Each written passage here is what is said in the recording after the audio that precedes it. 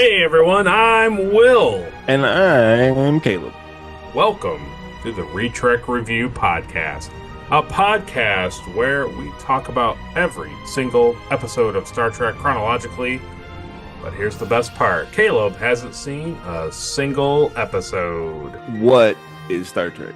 Is it like Star Wars? I've seen Star Wars. So don't click off this video, because if you do, you won't see Caleb's unique view of what the episode we're about to watch is. I hated it. You heard it here. Computer, begin program. You know, then you're immediately like, well, so why didn't the lasers work on the door? And then the next scene, like, you see that, like, that whole mountaintop is gone. But we're not hooking them up to a machine to... We're not draining their life energy to keep the planet running. Yes. And Kirk's like, hold on a minute. Yes, this is Kirk. I either wait for the Federation or I send out a distress signal, and anybody who comes to this planet, I eat them. I eat them. Riker had to be, like, over the top and cliche in his, like, actions for the casino. Do you see it, Enterprise? Do you see it, Enterprise? Sorrow, cry for the children. First and last, first and last, first and last.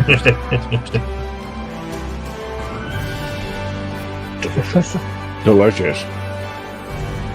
All Sarek does is goes like this.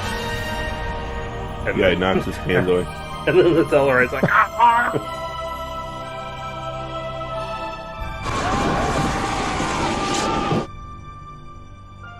Kirk literally, he looks at him and he goes like this.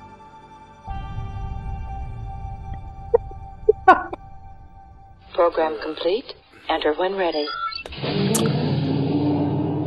Welcome back to another Retrek Review, where each week we talk about Star Trek. And this week we're talking about episode 5 of season 4 of Star Trek The Next Generation.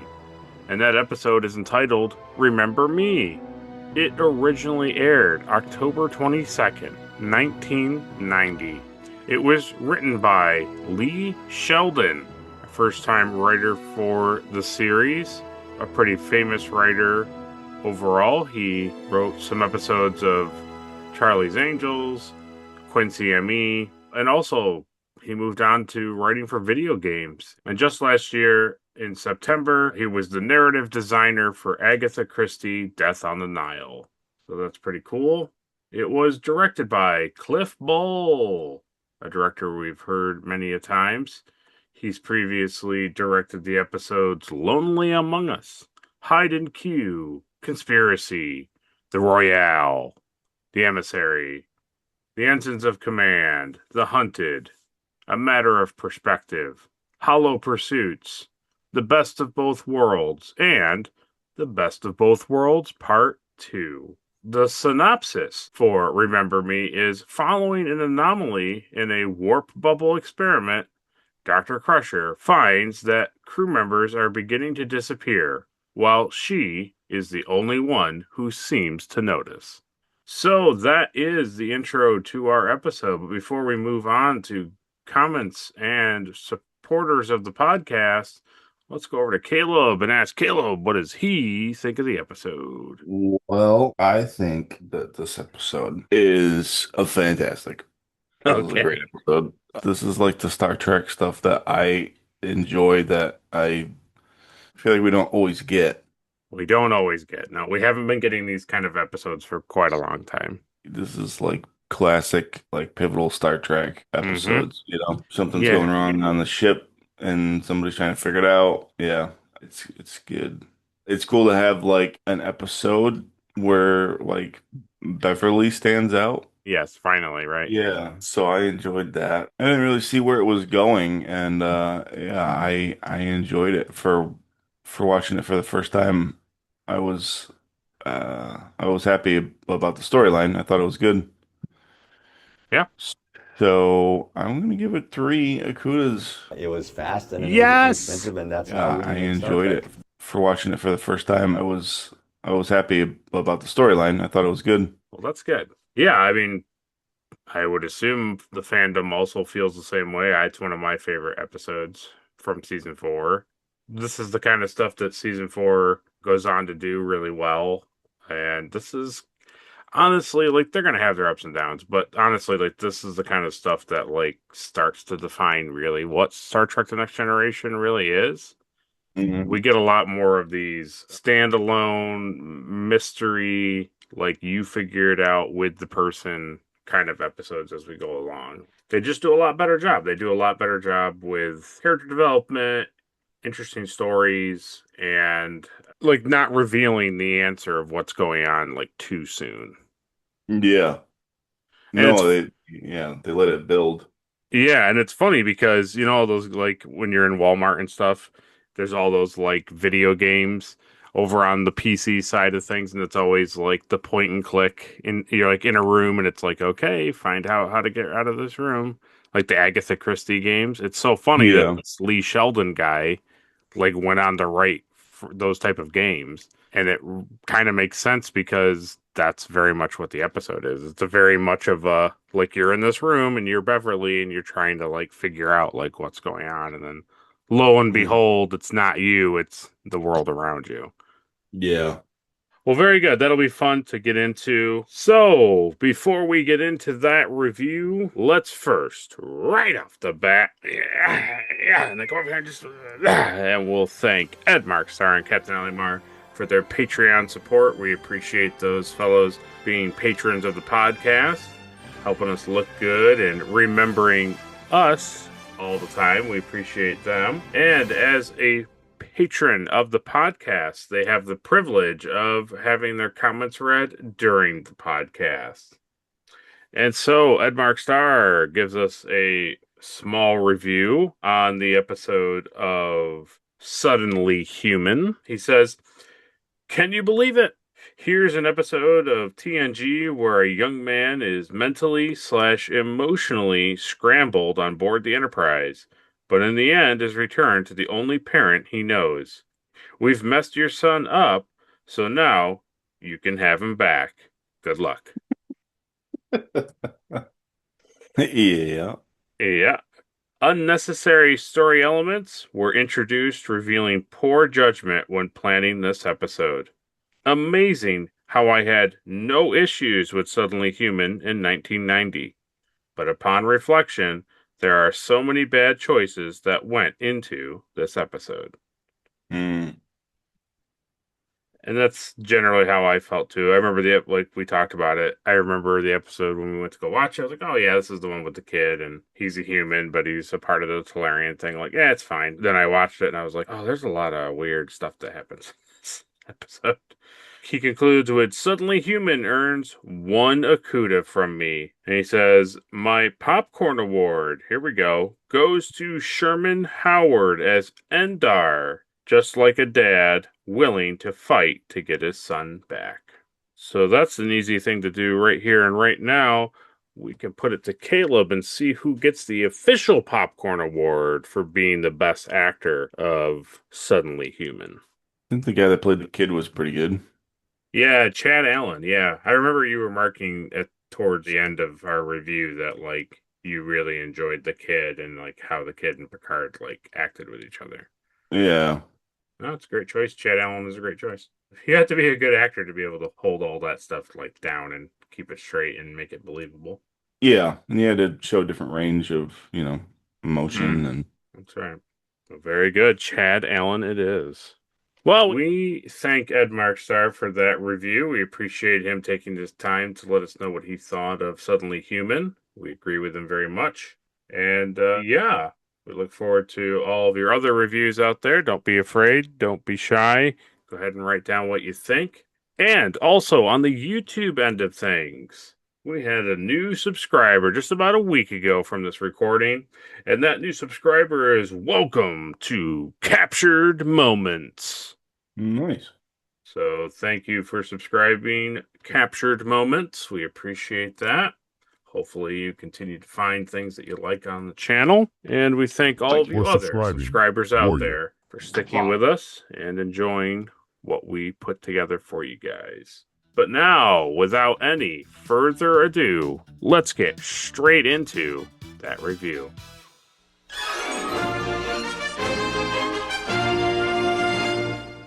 Yeah, so we open up with a cool shot. I think it's like a recycled shot from one of the other episodes, but it's still a cool shot of the Enterprise going into a starbase, specifically Starbase 133 this time. We learned that they're docking for scheduled crew rotation and that Dr. Dalen Quace is coming aboard, a friend of Beverly. But we immediately get our first guest appearance of the episode, which is Colin Meaney, currently 73 years old. He beams aboard Dr. Dalen Quace, which is our second guest appearance of the episode. That's Bill Irwin, who died in 2010 at the age of 96. He's largely a character actor, but if you've looked at his face long enough, you would definitely know him. He's in tons and tons of stuff. Like literally, if you name it, he's probably in it. He has a famous bit in Seinfeld. He's also in Home Alone. But yeah, his career goes all the way back to his very first credited role in 1948 in the film The Velvet Touch. So 1948. 1948, yeah. Talk about a guy who has been around. He's been in tons of stuff. So yeah, pretty cool. But anyways, we get to meet Dalen. He's fun. She takes him down to his quarters. He says this really funny line that I liked. He's unloading about the death of his wife and giving up his post in Starfleet and retiring and all of these things and growing old. And he says, well, sorry to dump all of my emotional baggage onto you. I usually travel light. Oh, I'm sorry. There's no reason to load all this emotional baggage on you. I usually travel light. He says, and he shows her like the little thing. Yeah, that was pretty funny. Yeah, it was good. I was happy to see his luggage didn't have the Starfleet logo. Oh, It had like the actual like medical logo on it. yeah.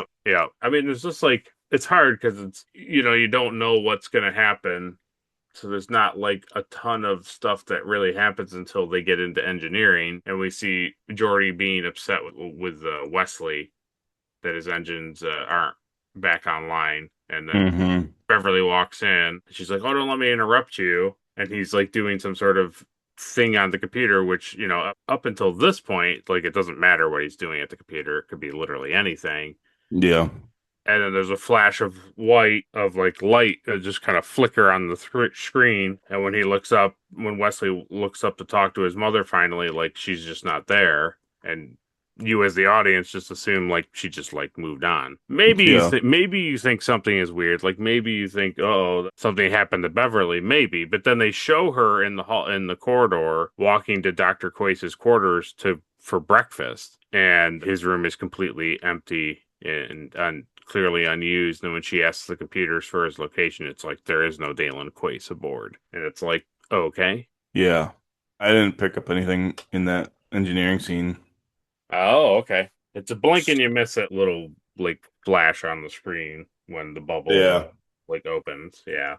No, I've ever seen the light stuff, but I didn't correlate like Beverly just being gone to like anything was happening. Yeah, I did wonder when I was watching it before talking to you about it that it was like I wondered if you had thought up until like this point and maybe even the next section that like Remember Me was about Beverly being the only one who remembers Dalen Quace, and like she's the one trying to find him. Yeah, no, I legitimately thought this episode was going to be about him. Like what happened to him. Yeah, it's pretty good. Yeah. So come back to the musical intro. She rightly so calls Worf to the quarters, and she's confused because she's like, isn't it normal for you to be informed of like people coming aboard? And he's like, yeah. He also doesn't understand like why he didn't know. Yeah. He also doesn't understand why she doesn't just ask the computer like where he is. True. She's like going on and on about it, and he's just like, computer, where is this guy? And the computer's like, oh no, he's not here. And he's like, I don't know what you want me to do about it.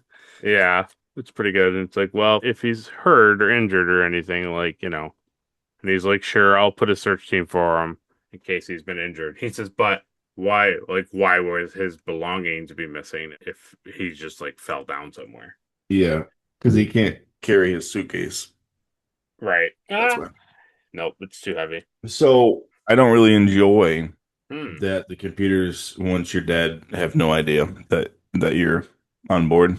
I think that's kind of dumb, but But we know from like the RPG that if you had a sample of him, like you could find him. So Yeah, because the computer also monitors crew like correct, life signs correct. constantly, But I except for hear Dan. you. I hear you. It is a little scary to think that like if somebody just drops dead, like the computer can't just like immediately find you. But if you have your comm badge on, then it can locate where you are through that. So Yeah, that was just weird. yeah. So Worf leaves the room to go look for Dr. Quace. We're in Picard's ready room. Crusher's like, I don't understand why there is no Dr. Quace aboard. Picard indicates that he also was like, hey, like I'm not trying to be a jerk here, but like it's probably best if you inform me if people are going to come aboard. And she's like, I know that. That's why I submitted my request for him to come aboard like weeks ago. Yeah, And he's like, oh, well, it somehow didn't get to me. And she's like, oh, it didn't get to you and you approved it somehow, though? And he's like, oh, well, that's weird. And then when they go out, Data's like, yeah, there is no Dalen Quace whatsoever. Like, there's not a chance that there's a Dalen Quace. And she's like, conspiracy. yeah. She's like, but I've known him for like 15 years. I studied under him. And Yeah, Data's he's like, like, well, Starfleet has no record of him either. right. He's like, it's not like I doubt that you know the man. I'm just telling you, like, there's no record of him. And it's like, well, the easy solution is to go down to the transporter room where he beamed aboard, look at that stuff, and also talk to Chief O'Brien, who happened to actually physically see him. And they get down there, and it's like, hey, so remember that Dr. Quace guy that came on board? And he's like, nope, not at all. Yeah. Did he come aboard with all of the other people? Like, Yeah. no. I was like here. Yeah. It's like, well, you came in and like looked around and then you left. He's like, So I was like, oh my God. she's Which like, is funny, right? Because that's what she does in engineering. She comes in, says hi to Wesley, and then yep, leaves. yep. So this is kind of like good, like He's like, foreshadowing. Well, not foreshadowing, but you're like, this is when I was like, oh man, something really weird is going on. Like yeah, maybe something's wrong with Beverly. Yeah, it was weird. yeah, because now he's like, yeah, you walked in. You stood there for a minute, and then he's like, you turned to me and you said, thank you. And I said something like, my pleasure. He's like, but I don't know what you were, like, I don't know why you were in the room. But and then it's like, no, not also O'Brien. And then I liked, though, when we come back from that commercial break that, like, her and Riker are in the turbo lift, and he's kind of at a loss of, like, what to really think and do for her. Because it's like, there's no record of this guy. He doesn't exist whatsoever and anything. He's not on board the ship. We've done heavy searching, and the person that you claim to have seen him didn't see him. It's like, I'm not trying to say that you're crazy, but like, I don't know where to go from here. There's a certain point. Yeah. And then she's like, well, maybe O'Brien's been altered too. And he's like, well, that's possible, I guess. Yeah. He's like, well, and when the door opens, he's like, well, I'll check the replicator logs because that's a long time to go without food. Yeah. I just enjoyed that he was like also trying to be kind to Beverly and like figure things out, So far, yep. So well, so now we cut to the med bay, and she's going to do a medical check on Chief O'Brien. He's like, "Hey, like you don't, like, is this really necessary? I feel fine." And she's like, it's fine." He's like, my eyes are working fine, and she's like, oh yeah, I'm not checking your eyes, and she pulls out like her skull drill. Totally. But we get a mention of Dr. Solar, which was Yeah. nice. Yep. Never Yep. see her, but she's. Who cares? Yep, exactly. Exactly. Pretty good. She's Yeah. gone, just like in the real Star Trek show. Oh, She's yeah. gone. Yeah, and then they go back, and now they're talking to Picard, and Picard, like, really wants to believe Beverly, so he requires, like, a very deep inspection. He tells Worf's like, I've done all of these things. He's like, I don't care. Like, you're going to do this thing, and you're going to have, like, a level 1 diagnostic of this thing, and you're going to... And Worf's just like, okay, great. And Wesley at that time calls for him to come down and look at his experiment, because he thinks that it may be connected with the disappearances. It's funny to me that they never ask Wesley, like, if he remembers the doctor Like you would think like he would have met him if his mom was with him for 15 years, like studying, and she would have talked about him and would have That's had true. pictures of him and That's true. That's a good point. Yeah. It could be just the way. Well, I mean, what the weird thing is, a lot of the stuff plays out, I think, the way that it's weird to think about that it's playing out a certain way because her thoughts are leading that to play out that way. It's true. Yeah. So it's a weird thing that ends up being true for the episode because it's like people are disappearing, but it's only because she thinks they're disappearing. Yeah. But basically, we learned that this warp bubble that Wesley created in engineering could be connected, but it wouldn't have gone beyond like engineering. It's like, is it possible to erase people? It's like, sure, but they'd had to have been in engineering. And so Yeah. now she thinks she's going crazy. And so now she goes to the sick bay, and all of her personnel have vanished, and sick bay is completely abandoned. And so she goes to the bridge and is like, okay. So, like, now everybody in sick bay is gone, not just Dr. Hill and Dr. Solar. It's like literally everybody. And then Data's like, okay, like, why is that surprising to you? And she's like, what? I'm the only medical officer on the board? And he's like, of course. Yeah. It's like, Yeah. She's like, I single-handedly take care of like the 1,000 people on board. and There's like 280 people on the ship. Everybody does such a great job of portraying like just this utter yeah, like shock at what she's saying, you know? they're like, hey, yeah, I know.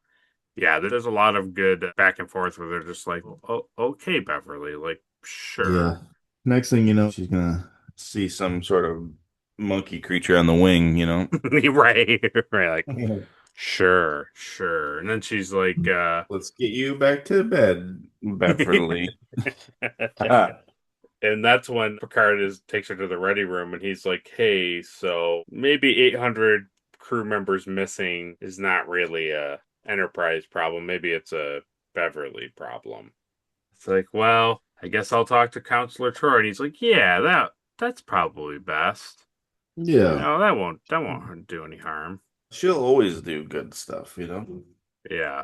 It's like, but And then she says, hey, I think I'm going crazy. And she says, well, if you're asking that, then you're clearly not. I'm like, oh, wow, that's great. That's great therapist. What a relief. Thinking. Wow.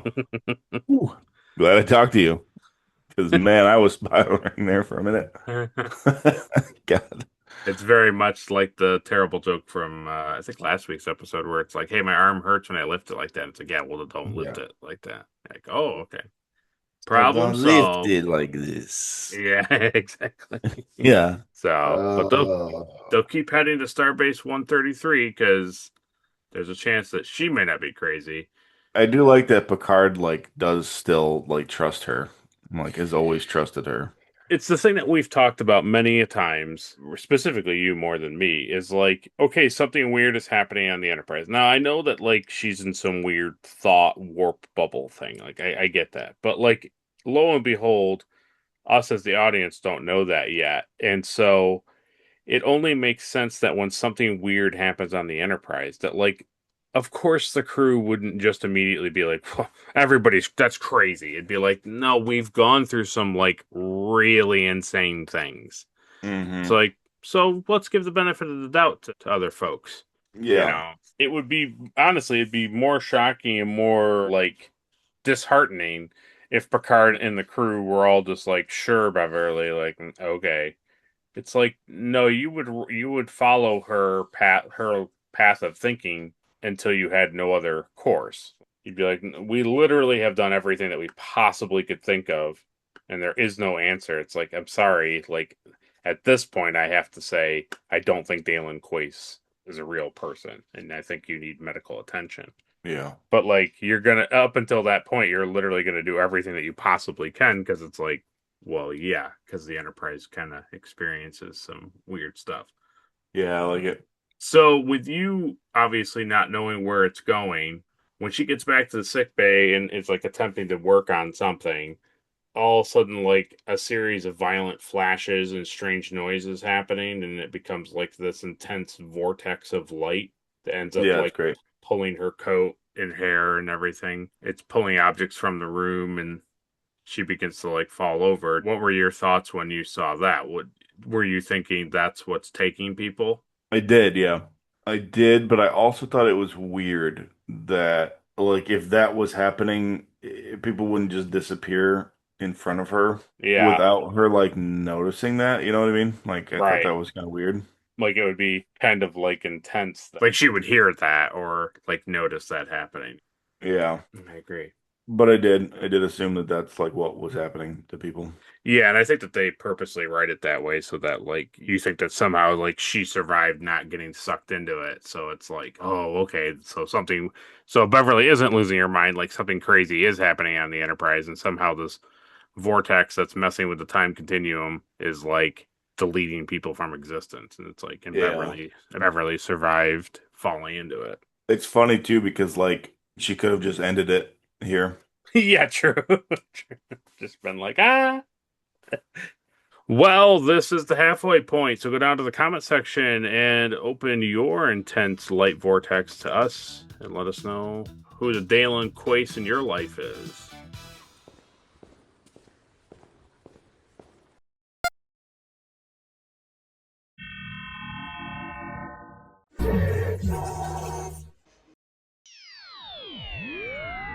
So we come back from that commercial break. The senior staff's in the observation lounge. They're discussing what happens. Geordi reports that the engineering team swept the sick bay for all particulates and scanned on the EM spectrum for like any type of radiation. Even crawled through the life support ductwork and they found absolutely nothing. And she's like, hey, so how many more people are on the ship? And it's like, oh, another 115 people have disappeared. And also Worf is gone. And, Yeah.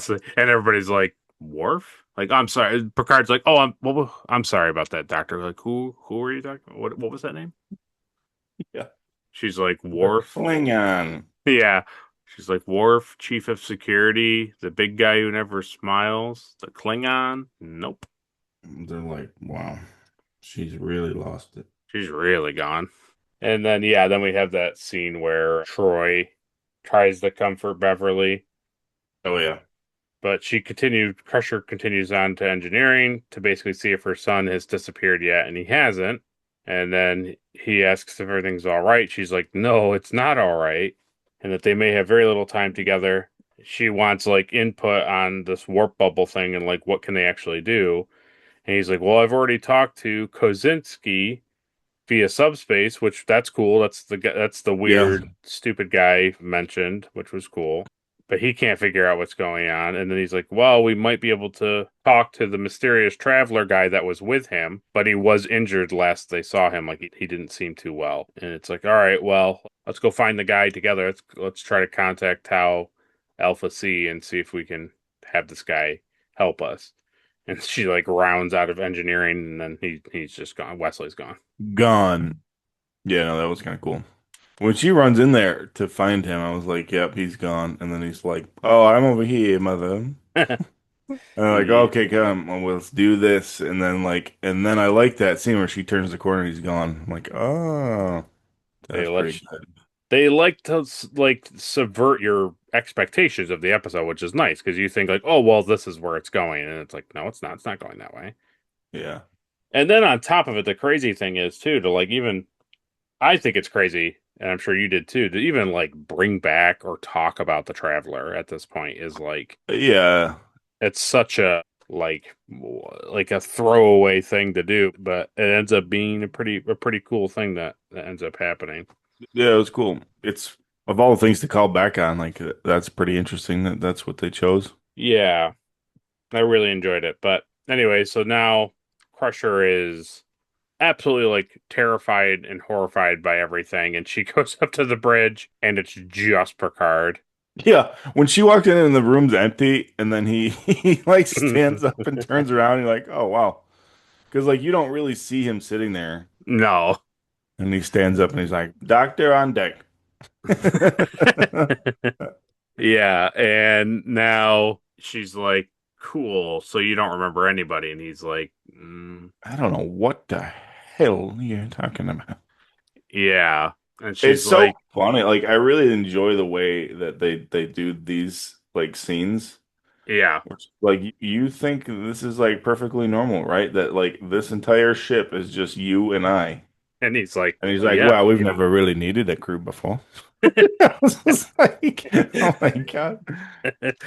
It would Well, be maddening. Like to like picture yourself as Beverly this episode. It'd be like it would be insane. It's like you're on this huge starship and everyone's just like totally it's just normal that yeah. there's like three people that work on it. The other part that was funny, I forgot to mention, was when she's like, okay, so we're on a giant starship and there's like 200 people on here. Like, what are we doing with all this other space? And Data's like, oh, Oh well, yeah. like colonization, like we picking up. It's like he gives her all these reasons why there would be so much space on the ship, and she was like, okay, all right, whatever. Yeah. Even in and Picard was like, all right, Data, okay, like we know why there's that much space in the ship. Like we don't need to have you explain it to Yeah, we don't need a whole rundown. me. Obviously, there's empty rooms for people that we're Right. picking up, bringing around. It's all very routine. I like how she goes through, not everybody, but she goes through quite a number of people like Riker, Troy, and Data. She like explains their personalities to him, and he's just like, "Yep, Yeah. that's He, nice, Doctor." he plays cards and he likes to cook. Yep, delicious. I was waiting for the line about families on the ship, where she's like, all of these like families and stuff, and everybody are like are gone, and he'd be like, "Why would we bring families onto a starship?" We don't need that. That would be very like dangerous and very like not. Why would we do that? Yeah, I think the other funny thing too that I forgot that happens with Troy. She's like, I've legitimately like helped deliver babies that don't exist anymore. And she's like, and I remember what they look like. And Troy's like, yeah, that That's would be crazy. just. Oh man, so good. It's really good. It really, Really honestly, good. Yeah. yeah, it really is, because the part where I like a lot, and she does really good. Gates McFadden does really good. Picard goes over to her. Patrick Stewart acts like exceedingly well, where he like holds her hand and he's like, "Listen, we're going to Starbase 133. Like it'll be fine. It's okay. Like I believe you." And We'll like, be there in a few hours. like it's fine, right? Yeah. A And lot he's can like, happen in a few hours. "Like it, yeah, see, oh, you'll be fine. You'll be fine." Um, Smitty. Smitty. And he goes over and she's like, I'm sorry for getting so angry. He's like, honestly, he's like, I kind of get it. If you're telling me that I'm forgetting like all of my closest friends and like crew members, like, yeah, I probably deserve to get yelled at a little bit. Like that's fine. He kind of snaps at her too, which I didn't expect. When he's like, "I've been pretty patient with you, Doctor," and then he's like really nice to her after that. Well, I think it's because he kind of doesn't appreciate that she's like, you have to be kidding me that you don't know this. So you have to Yeah. imagine this whole time to him, it's just like they don't exist anymore. So it's like she's just constantly coming up and being like this person, and he's just like, no, I don't know that person. And she's like, what about this person? Like it's just been happening for hours, and he's like, okay, like hey, it's just the two of us on this ship, and you keep saying I don't know people. Like I'm kind of tired of it. Like, Yeah. yeah. So he's like, how about you let the computer read off your life signs continuously, because you'll eventually disappear too. And he's like, if that makes you happy, like sure. And so he sits down and it starts like blood pressure, heart rate. It's like reading all these things, and she's like, okay, so, and she starts to talk to him about something, and then it's like the computer just stops. And she looks at the chair, and now Picard's gone, and it's like, and I think Gates does a great job of acting because they zoom into her face, and she's just like, I won't forget you. But you can tell like she's just slowly losing her mind. Oh yeah, dude. And rightfully so. Like if you were her, you would just be like, so is this literally up to me to like save everyone I've ever known on the Enterprise? Like, am I the one who has to figure this all out? Yeah, and she doesn't know anything about warp. Right. She's just a medical person, right? But then, of course, it has to happen. The rushing of air happens, and the same vortex appears, but this time on the bridge. in the center of the view screen, and it starts to drag her in. And then she grabs onto the ops chair and she's like, no! Yeah. Yeah, that was pretty good. It's pretty crazy. It was a good scene. And And again, she could have been home. Could have been home. But then we get the first little, what's that? Ooh. We get the first taste of what's really happening. We now I can't hold it. yeah, exactly. Yeah. We're back in engineering. It's like immediately like the ship is full. They're going to Starbase, and Picard's like, "It's been 3 days since we've tried to get Beverly out of Warfield." Like, oh wow, okay, yeah. Before it goes to that commercial break, and he comes back with his captain's log. Basically, we notice that the warp bubble like vanishes from the monitors. They're losing her. They can't get to where they believe that she's dead. And Wesley's like, "Well, it's over." But then all of a sudden, it's not over, Wesley. And as he looks over, the Traveler has appeared on board the Enterprise. I've traveled here. Yep.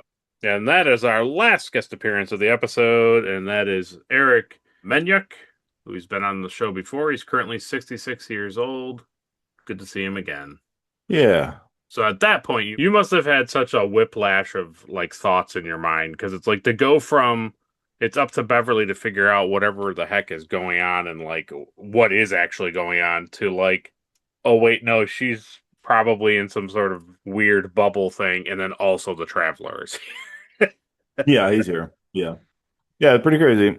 So like you said, we come back from the commercial break. Picard reports in his captain's log that like they've attempted at least 2 times to get her back and they've failed, and it's revealed that she's the only one who's disappeared and really in a parallel universe. Yeah. And the Traveler informs Wesley that he is the only one in the crew that can help him return his mother back to her proper reality.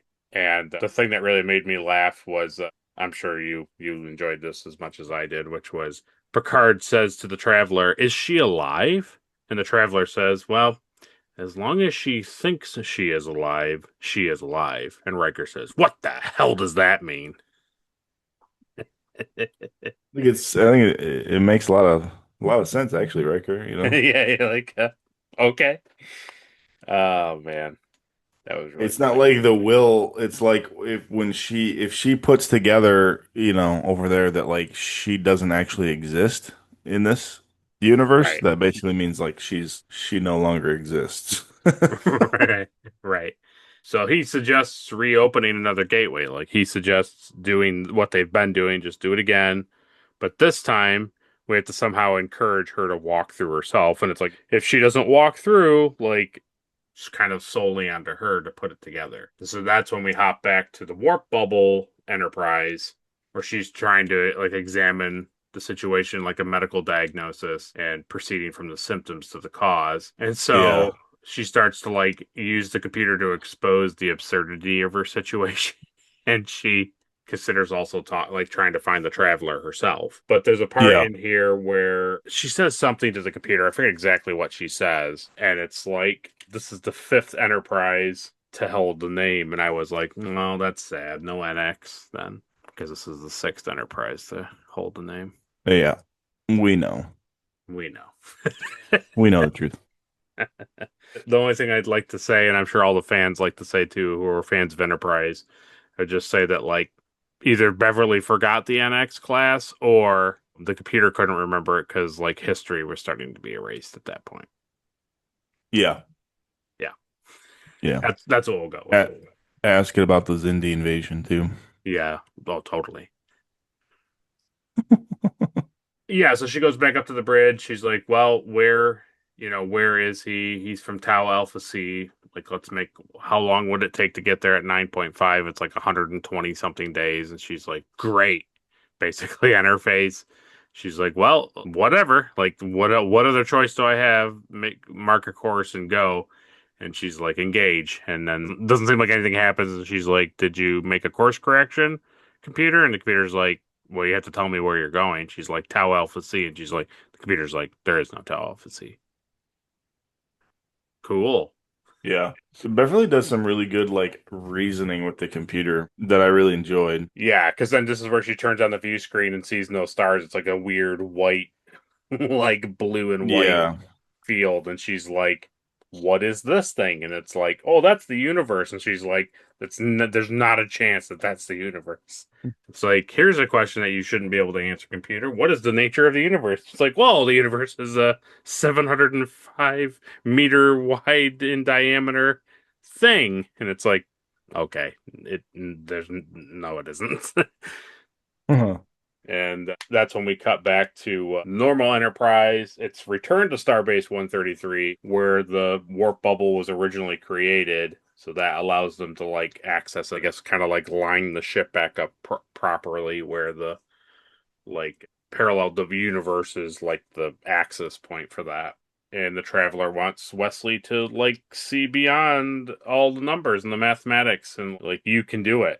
Like, you can push beyond normal reality. Like, you're special like me, basically, is what he kind of is trying to get Wesley to believe. Yeah. And then before we go to the commercial break, we basically learn from both Beverly and the normal Enterprise crew that her universe is practically gone, and the warp bubble is fully collapsing. It's like showing it slowly. I liked the diagram on the computer. Oh yeah, like later Uh, when it shows the Enterprise and like the bubble is like shrinking yeah. into Enterprise. Yeah, that was cool. It shows like the field like narrowing, Yeah. and then she says like overlay the Enterprise with that field, and it's like it shows like it cutting through like the section. Yep. That was pretty good. It was pretty good. Of course, it starts like in the front, and I was like, "Isn't she like right there? Like that's like Yeah, right." she's at the very top, at the very, very top Yeah, of it. yeah, but it's like 4 minutes, and the computer's clearly showing just be like sweeping through the ship. Like, that doesn't seem like 4 minutes to me. Well, it's 4 minutes for the entire Enterprise to collapse, but where the bridge is, it's probably like 2 minutes. Like two, yeah. Well, before we talk about that, let's move on to trivia. Oh, not again.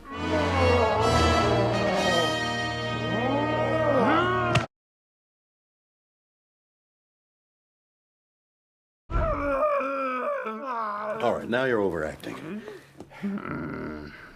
So, in trivia, the original story originated as a subplot for the episode Family, in which crew members were to have disappeared due to a wormhole.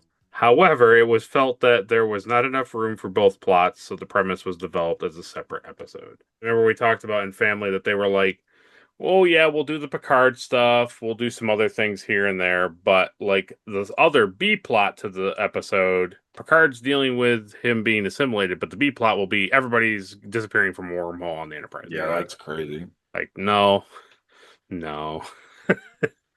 I'm very glad that somebody sat down and was like, maybe we don't do that. Someone was like, "Hey, so that's a lot. That's kind of a lot to do." Like, hey, you know what we could do? We could develop characters. Like, oh, that's right. There's characters on the ship. So here's a fun thing. Right. People. Oh, that's right. Oh, yeah. People have history together. That's why we write the show. So the Traveler was added at the last minute. According to Michael Piller, the first two drafts did not have the Traveler in it. The first draft ended with the realization of what had happened turning out to be a dream episode. We didn't find that satisfying, so we decided at the end of Act 3 to pull everything from the first 60 pages into the first 3 acts and tell the audience what's going on the other side of the warp bubble and how they're trying to get Beverly back. We spend the next 2 acts deciding how to get her back. At the beginning of the year, we said we wanted to bring the Traveler back for something, so why not use him in this episode to help Beverly back? Which, I think it's perfect. He's a weird character. The warp bubble idea is great because it calls back to the episode that he was in. It's the same, like, imagery. So I think it plays perfectly into the story. Yeah, obviously. Gates McFadden did all her stunts for the vortex effects sequences. Robert Legato coordinated the sequence where she hangs from Data's ops chair. The chair was mounted on a wall with Gates McFadden hanging from it while compressed air machines provided the vortex effect. So it's mounted and she's literally like holding on to it, and then they just filmed it, they just turned it so it looked like it was on the floor. Yeah. But the funny thing is that it added here was that shortly after performing the stunt where she is thrown from Data's ops console chair, she learned that she was pregnant. Oh gosh. Nice. So I'm sure that everything turned out fine for her child, but this must be probably they were doing something like rigging her up or maybe having her take a pregnancy test to make sure that like she was safe to be in a harness or get thrown around. Like, is there a chance you're pregnant? She's like, well, maybe, but I don't think so. It's like, well, to be safe, let's have you take a pregnancy test. But she's like, they go ahead with it anyways, thinking that she's not going to. Does the stunt, comes out of it, and they're like, oh, hey, by the way, that came back positive. I don't know how she found out, but that's what I assume. Wow. The Traveler's makeup was modified slightly for his second appearance here. His makeup appears much paler than his first appearance in Where No One Has Gone Before. So he does look a little different. I'd also commented that this was the first episode to show the redesigned transporter pad. I didn't pick up on that it was super different, but they do note that apparently it is different. So yeah, I didn't notice that. I think maybe the back wall is different if I was really to press upon it, but I'm not really sure either. And then the last bit here, the director himself, Cliff Bull, comments, Gates did a very good job on it. Again, that was a savings program, so that's what they call like a bottle episode. For about 40% of the show, it was just her. She was separated in time from everyone else. It's not my favorite show, but I've received more positive letters about that episode than any other. It blew me away. Sometimes they give you a story and they know what it is, but they hope that the mirrors will change everything. It just doesn't happen. The written word is there. You can't just move the camera around and cover a weak script. That's why the Klingons and Borg lend themselves to creativity. It's a real challenge when you have someone running down the Enterprise corridor, like in Remember Me. So I get it, like a guy who's done a lot of really intense episodes, like The Best of Both Worlds, and Hunted was pretty intense, Answers of Command, The Royale had a big set piece, Conspiracy has the guy blowing up in the chair with the skitter bugs. Like, he did a lot of, like, intense big episodes, and now you're going to be, oh, hey, what are you doing this episode? Oh, it's just Gates McFadden, like, running around the ship, and, like, less and less of the crew are not in the scene, and you're like, okay. I can see why he would not be excited to like film that episode. It's not really tense, but as we're talking about, it's actually like one of the more impressive episodes that we've seen in a minute. Yeah, no, it's more impressive when you don't have a big set piece. Yeah, I agree. Hey, if you can get me, and it's like it don't matter how small or big it is, if you can like capture my attention, and I'm like legitimately trying to figure out the problem with everybody else in the show, it's like, well, you've done a good job. If I can figure out what the problem is in the first like 3 minutes of the episode, it's like your attention span is like you don't care because you're just like, yep, it's the giant red monster in the corner, right? That's all it is. Yeah, exactly.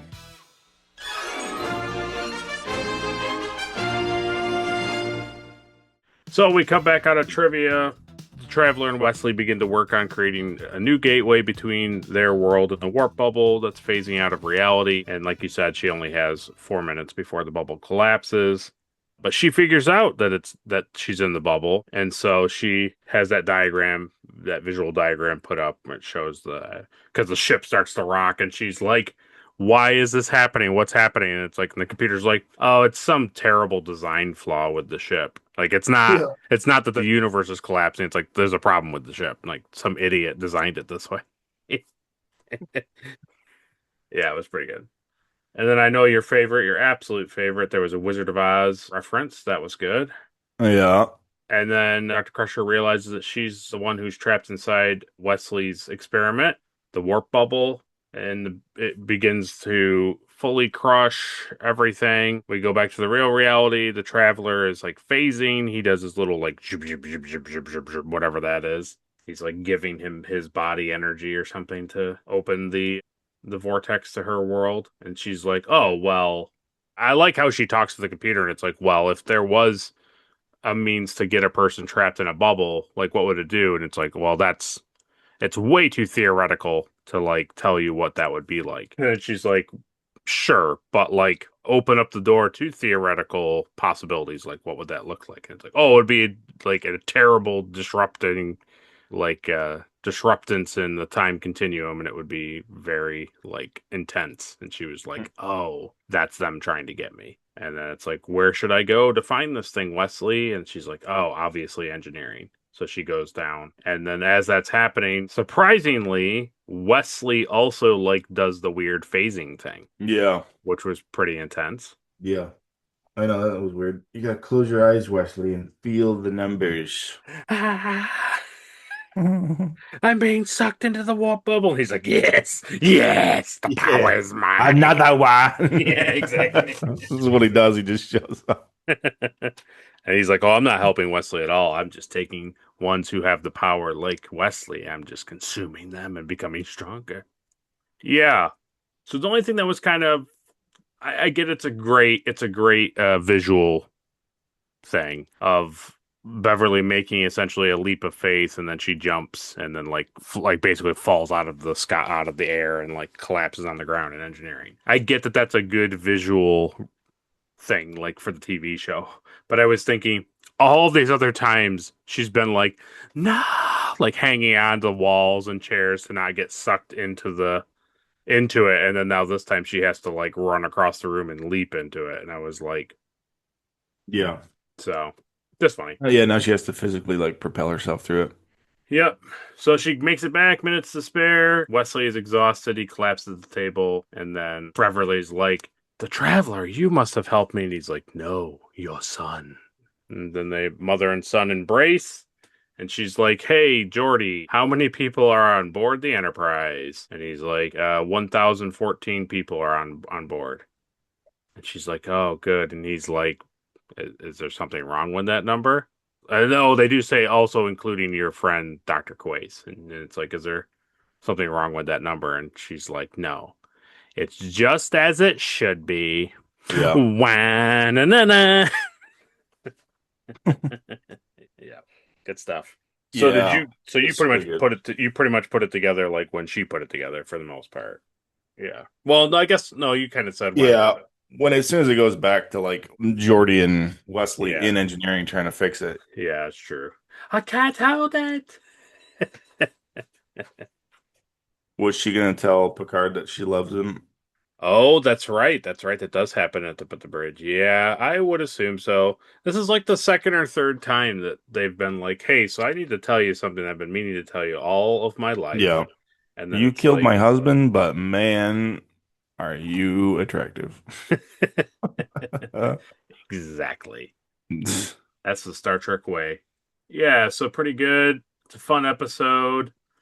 It's one of those things that a lot happens in the episode. Like an absolute ton happens in the episode. It's very packed with crazy mystery turns and stuff happening. But it's like in a review sense, it's hard to review it at a long length because you know that like her reality is fake. And so therefore any of the like character flaws that Data or Worf or Riker or Picard or Troy, anybody displays, it's like, well, they're fake people, they're not really them. So, it's hard to like really delve into the character development in the episode when we only see the real characters for probably a total of 5 or 6 minutes. Yep. Other than Beverly. True. We get to see Beverly quite a bit. Yeah. So pretty cool. Also, I think, and I think you can agree too, it's nice to have a woman-led episode and she's not like in a bathing suit or like falling in love with a man. It's just her being a cool character and using her natural skills as a medical officer, like solving problems. It was refreshing to not have it be another one of these Troy episodes or whatever where it's like, and I met a man and he's beautiful and I want to kiss him, but we can't be together. Yeah. Let's have this conversation while we're working out in the mirror.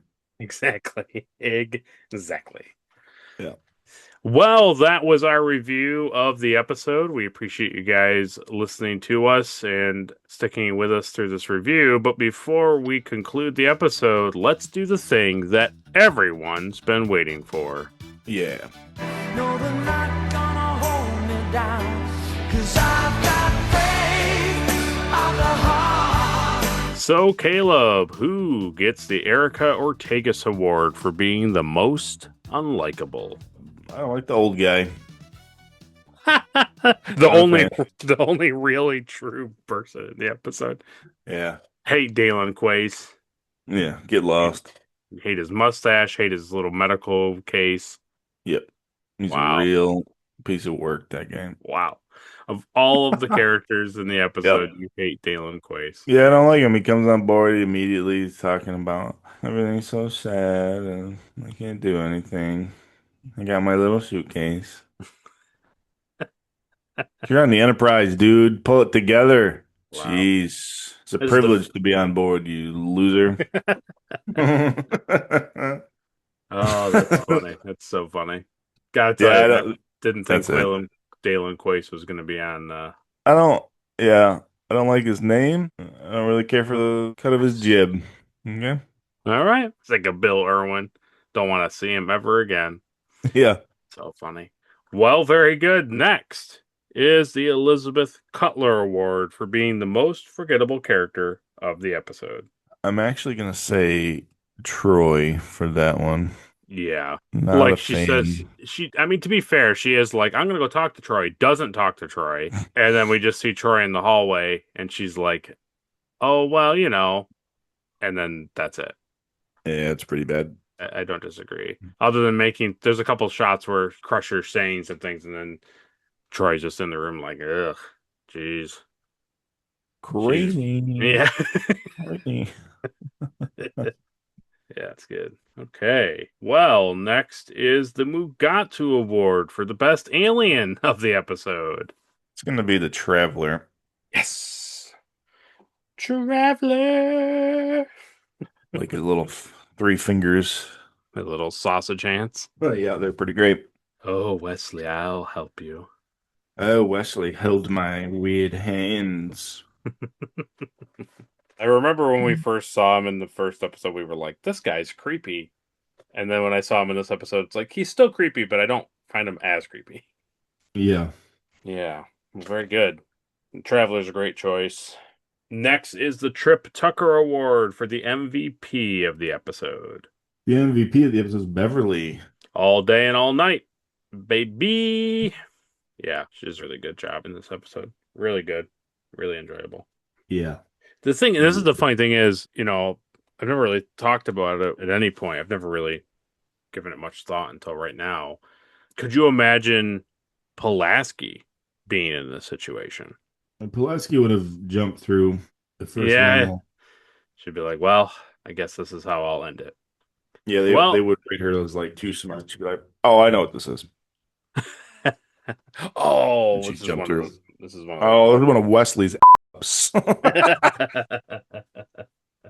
Next is the Spock Award for the best line of the episode. Probably something between Picard and Beverly.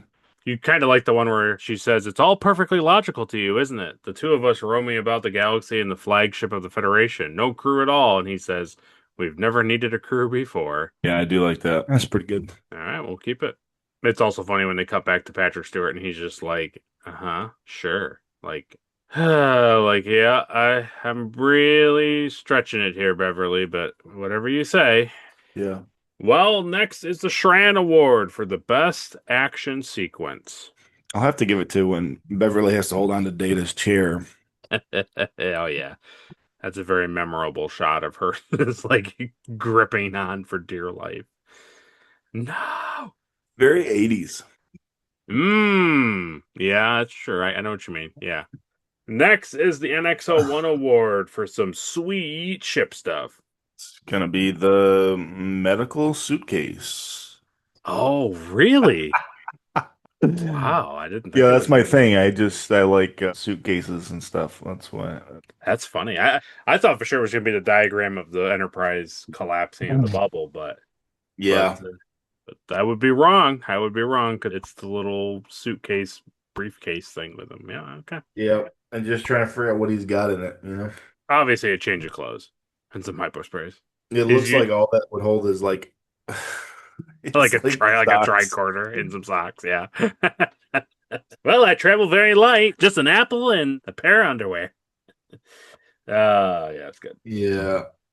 Well, next is the Porthos Award for the cheesiest thing of the episode. I think the Traveler telling Wesley to look past the numbers is a little cheesy. Okay, look past the mathematics, Wesley. More than the numbers. Yeah. Yeah, I agree. It's a cool thing. He's a cool alien that does cool stuff, and I think he's just mysterious enough that it's interesting, but like by and large, he feels like a very cheesy character. He's kind of like the MacGuffin, right? It's like, we don't know how to fix this thing, and then he's like, here I am.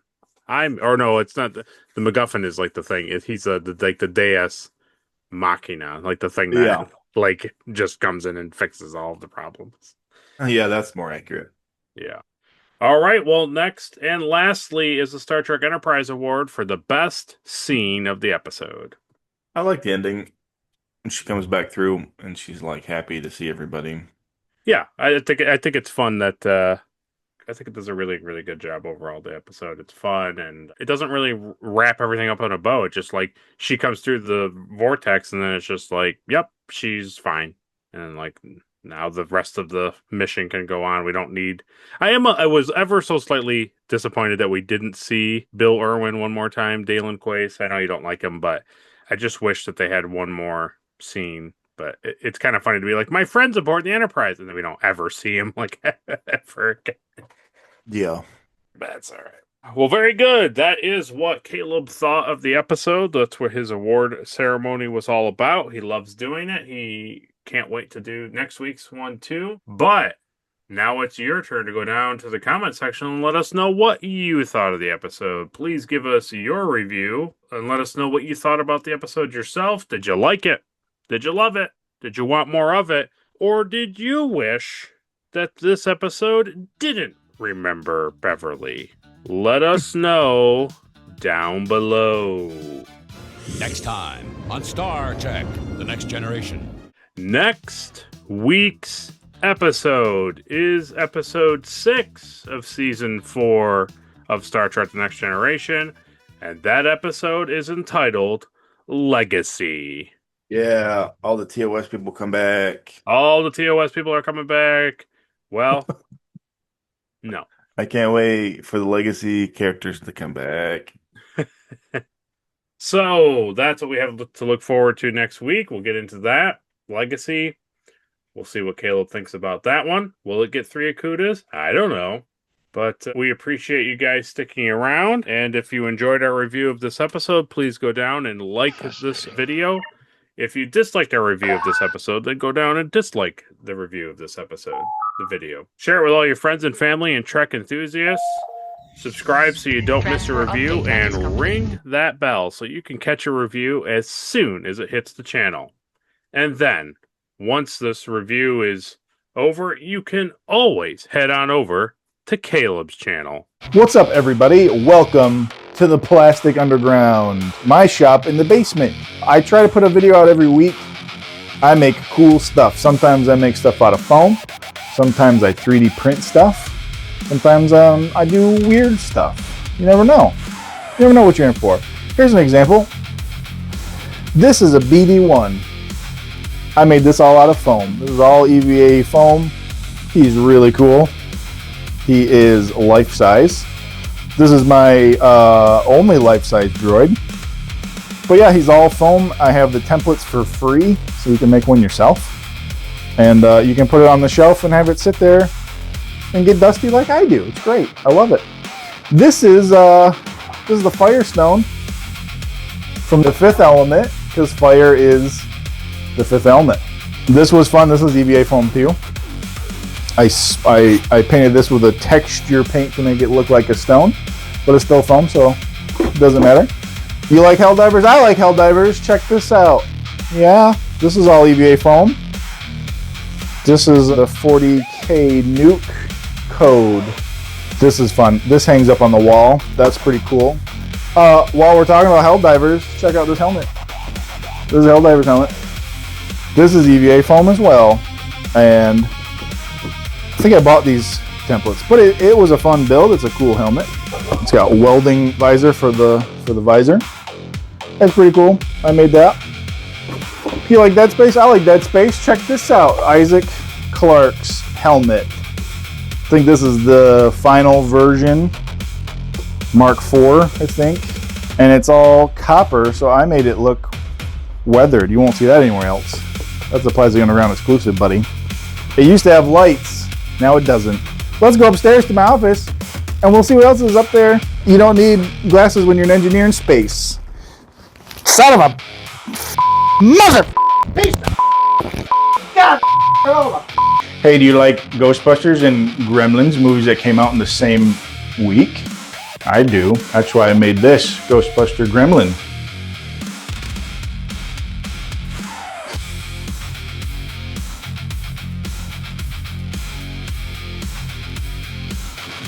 Hey, check this out. This is the Batcave from the animated series with all the best Batmobiles.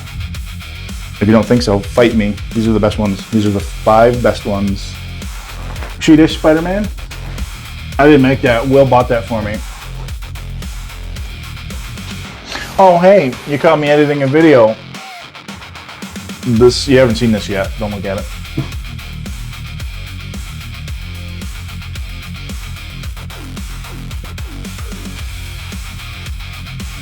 Oh, you guys are still here? Well, thanks for stopping by the Plastic Underground and seeing all the cool stuff that I make. Make sure you head over to my channel. Make sure you subscribe. Ring that notification bell so you don't miss a video, because who knows when I upload these days. Used to be every week. Now it's just kind of sporadic. So please subscribe. Make sure you catch the Nerd Holes if you like the Retrek review.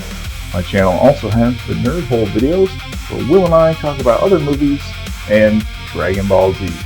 Now, back to the Retrek review. As you saw, Caleb makes really fun props, so you go over there, check him out, leave a comment, leave a suggestion, subscribe, you decide. And so, a little over a week ago, our latest episode of Dragon Ball Z came out on the channel. We just finished part 4 of the Cell games. The complete saga of the Cell games was wrapped up, so we had that covered. So if you liked this dynamic of Caleb and I talking about an episode or a series, you can always go over there and watch us talk about that under the subheading of the Nerd Holes, where I've never seen Dragon Ball. I get to do what Caleb just did for us today with this episode, and he's the veteran who knows where it's going and why it's good. So make sure you go over there and check that out and let us know what you thought of it. We thank Ed Markstar and Captain Elimar once again for their Patreon support. We appreciate those guys making us look real good on the internet and making us seem more special than we really are.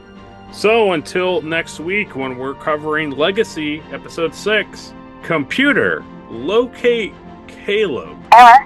You've been doing this podcast by yourself this entire time. What do you mean I've only been doing this podcast by myself? I've had a co-host for like 3 years now. There's something wrong with you, computer. It can't be... Wait a minute. If there's nothing wrong with me, maybe it's the podcast. See you guys!